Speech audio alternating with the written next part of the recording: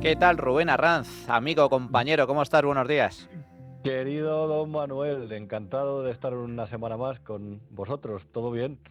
Todo bien, todo bien. Esperando ya las ansiadas Navidades. Ya están ahí, a la vuelta de la esquina, las fiestas. Bueno, ya era hora, de verdad. A ver, nos hemos currado la última parte del año, la verdad. Toca celebrar, la verdad. O por lo menos toca, no sé, evadirse un poco de este ambiente tan terrorífico o tan singular, por llamarlo de alguna forma, que no sé si secuestra el ánimo de los españoles o no sé cómo decirlo. Tal cual, tal cual. Pero bueno, que el gobierno, que este desastre de políticos que tenemos al frente del país, no nos estropee las fiestas. Y como bien comenta Rubén, oye, estamos en momento, bueno, pues al borde de, a las puertas de las vacaciones y vamos a hablar en este programa de La Lupa, de investigación, de abordar los temas en profundidad, de un sector, el sector del entretenimiento, en concreto el sector del cine. Hace muy pocos días trascendía la noticia de que Netflix había alcanzado un acuerdo con Warner Bros. Para adquirir sus negocios por la astronómica cifra de, atención, 72.000 millones de dólares, y volvía a plantearse un debate que es recurrente en los últimos tiempos. ¿Están los cines muertos? ¿La gente ya no va a las salas? Rubén, hoy creo que precisamente vamos a hablar sobre estas cuestiones y vamos a ofrecer algunas respuestas al respecto, ¿no? A ver, te voy a confesar una cosa, Manuel. Se me ocurrió la idea de este tema, la tenía apuntada en el blog de notas de mi móvil, que es un completo desastre, pero bueno, tenía ahí unas ideas para la lupa, porque el otro día estuve echando un vistazo a las cuentas de Radio Televisión Española y descubrí que en el año 2024 ellos estrenaron 473 largometrajes realizados en España, en este periodo. Y a ver, yo la verdad es que ya intuía que el cine español le interesa a muy poca gente. Y la verdad es que no me equivocaba, o bueno, por lo menos me equivocaba a medias, porque te vas a llevar una sorpresa con lo que te voy a decir. Hay una parte de ese cine que le interesa, pero a lo mejor hay otra que ha dejado de interesar. ¿Sabes cuál fue la película más vista en antena en 2024 española de todas las que se estrenaron en Radio Televisión Española? Cateto a babor. Cateto a babor, pero vamos a ver, Rubén. Cateto a babor es película que yo recuerdo, es un clásico, evidentemente una comedia del clásico cine español, pero eso es de antes de la democracia. Bueno, la película es de 1970, es la de Alfredo Landa. Eh, la estrenaron en Cine de Barrio el 13 de enero de 2024 y tuvo un 12,5% de audiencia. A ver, es verdad una cosa, la mayoría de las películas se emiten en la 2, que sabes que es un canal temático de audiencia residual, pero oye, también te digo otra, si esas películas arrasaran en la audiencia, se darían en el principal canal de la casa. Entonces, esto a mí me lleva a plantear varias cosas. La primera es que hay una parte de las películas que se hacen, sobre todo desde la ley Pilar Miró, que no interesan, por lo que sea, eh, y yo creo que es muchas veces porque no dan con la tecla, no pisan sobre el mismo terreno que el resto de los españoles. Y creo que esas películas del landismo reflejaban mucho mejor esa realidad. A ver, hay una cosa que merece la pena aclarar, porque te hablaba de la ley Miró, también hay normativa europea, las leyes audiovisuales, eh, tras- eh, trasladadas a España, posteriormente aplicadas en España, que obligan a los grupos privados de televisión a destinar el 5% de sus ingresos a financiar obra española y europea. Esto en realidad tiene, en principio, si esto se aplicara bien, tendría cierto sentido frente a la propaganda que sabes que países como Turquía o como propio Hollywood o como por supuesto China aplican en las películas. Lo que pretende Europa es también transmitir imagen, cultura europea a través de la obligación de ese 5%. Yo ya sabes que siempre soy contrario a todo este tipo de imposiciones, impuestos y políticas y burocracia, pero ese era el sentido original de la norma.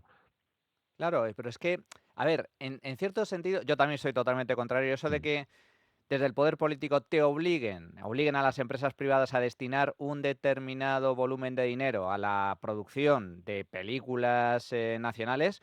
me parece absolutamente aberrante, porque esa no es su función, allá cada cual, allá si una empresa quiere financiar cine, pues estupendo, y quiere hacer sus propias películas, pues muy bien, no necesita que ningún político le obligue a ello, pero al menos existe un incentivo, y es que, bueno, son empresas privadas y por lo tanto intentarán financiar películas que de una u otra forma interesen al público para intentar recuperar al menos la inversión, ganar dinero y que no suponga pérdidas. Pero corrígeme si me equivoco, Rubén, esto del 5% de las empresas audiovisuales, de las grandes productoras de televisión destinado al cine, esto es tan solo una pequeña parte del pastel de dinero que recibe el cine español, ¿verdad? Correcto. Y de hecho, mira, me ha encantado el apunte que has hecho porque es verdad, cuando una industria no es rentable, generalmente lo que pasa es que se reinventa. Primero, o cierra la puerta porque cierra la empresa porque ha dejado de ser rentable, porque ese negocio no interesa a sus potenciales consumidores, o directamente lo que hace es una lluvia de ideas para intentar mejorar el negocio, con inversiones, con nuevas actividades. eh, Cuando se mantiene y cuando solamente se mantiene a partir de dinero público y solamente el dinero público es el que hace que funcionen, eh, evidentemente se generan dependencias, pero no se generan mejores productos y es lo que le pasa al cine, porque como bien decías, no solamente se financian las películas españolas con este 5% de los ingresos de los grupos privados de televisión y de las nuevas plataformas en streaming como Netflix y compañía. También existen otras formas. Ahí tenemos las ayudas del ICA, las subvenciones de las instituciones, los préstamos blandos, exenciones fiscales como la que existe en Canarias. Vamos, que los productores arriesgan, pero en realidad también arriesgan los contribuyentes, que sale de su bolsillo dinero para financiar obras que realmente al final beben de lo público, pero que a la vez no interesan a los ciudadanos. Y aquí realmente te hago más o menos una aproximación para que los oyentes puedan ver realmente el poco interés y el decreciente interés que causan esas películas. Eh, el acumulado, y estos son datos oficiales, de recaudación a 14 de diciembre de todas las películas españolas estrenadas este año es de 77,5 millones de euros, frente a los 82 millones de 2024 o, por ejemplo, los 109,7 millones de 2016. La gente cada vez, es verdad, que va menos al cine, todos los estrenos cada vez tienen peores resultados, pero ahí hay que decir que el cine español cada vez atrae a menos personas a los cines. Bueno, estamos hablando de una caída en la recaudación del cine español de cerca del 30% en los últimos 9 años, desde el año 2016. Pero claro, en línea con lo que comentábamos antes, Rubén, una vez más, los incentivos perversos. Si tú como director o productor de cine dependes financieramente, económicamente, no de agradar al público, sino de agradar al político de turno para conseguir pasta, para conseguir subvenciones, ayudas, pues lo que vas a hacer es adaptarte al interés del político de turno para intentar conseguir ese dinero y por mucho que no interese a la gente, bueno, si a ti el Ministerio de Cultura te regala 5 millones para hacer tu película sobre la guerra civil y lo malo que era Franco y lo bueno que eran,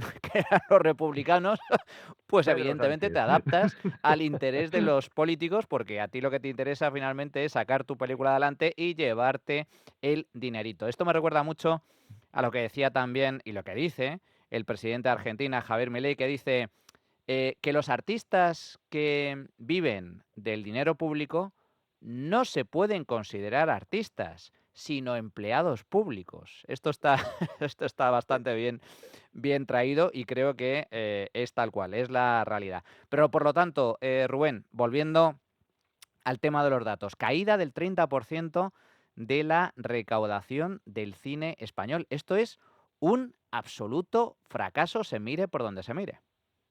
Sí, además está muy bien, de verdad, esa exposición me ha encantado. Si recuerdas, cuando hablamos de hacer la lupa, comentamos que el objetivo era, sobre todo lo que vemos en la actualidad, intentar dar unas claves que expliquen el por qué se produce. Y evidentemente muchas veces es el dinerito lo que mueve las voluntades.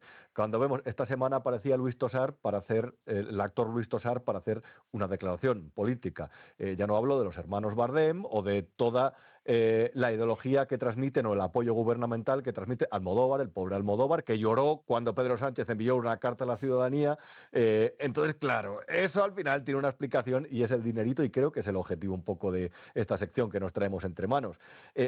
Y la clave de todo esto está en los datos. Y los datos dicen, por ejemplo, que solamente se han vendido en todo el año 12 millones de entradas en los cines. Por ejemplo, Sirat, que sabes que es yo no la he podido ver, la verdad, no sé si es una buena o una mala película, Yo la pero... he visto, Rubén, y te soy sincero, me ha decepcionado bastante. O sea, no acabo, mira que yo soy cinéfilo, ¿eh? Pero no acabo de entender el sentido de la película, la verdad.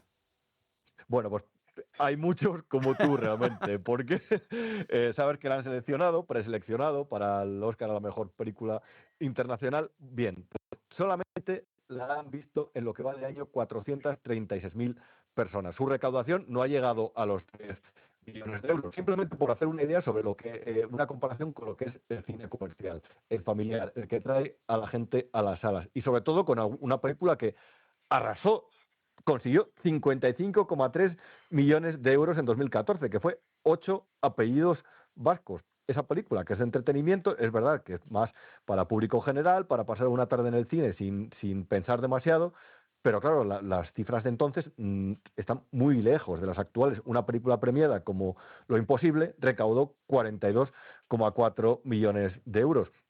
Eh, por ejemplo, este año hay la que está en la cabeza, que no es precisamente un pastiche intelectual, es Padre no hay más que uno cinco, de Gran Santiago Segura, que ha dado con la tecla. Por cierto, le financia una televisión privada que decide destinar ese 5% de los ingresos a cine comercial, no a pastiches propagandísticos, por ejemplo, sobre la guerra civil. Por eso tiene éxito y por eso, por ejemplo, Santiago Segura este año ha logrado una recaudación de 13,4 millones de euros y 2 millones de espectadores que no van allí a que les suelten la murga ideológica. Simplemente a que les hablen, a que les cuenten una historia divertida y poder pasar una buena tarde con sus hijos. Oye, tiene que haber de todo, pero creo que una industria competitiva se genera a partir de un mercado libre en el que pues, se puedan desarrollar todas las ideas, no solamente las que convienen al que te financia. Y si no, de verdad, y si no tiene éxito, pues tendrá que pasar como con los buzones de correos, como con las cámaras de fotos analógicas, o como las cabinas telefónicas, o con la prensa. Si no lo haces bien, si tu negocio no interesa y si no sabes evolucionarlo, pues a lo mejor tienes que dejar de hacerlo, querido Manuel.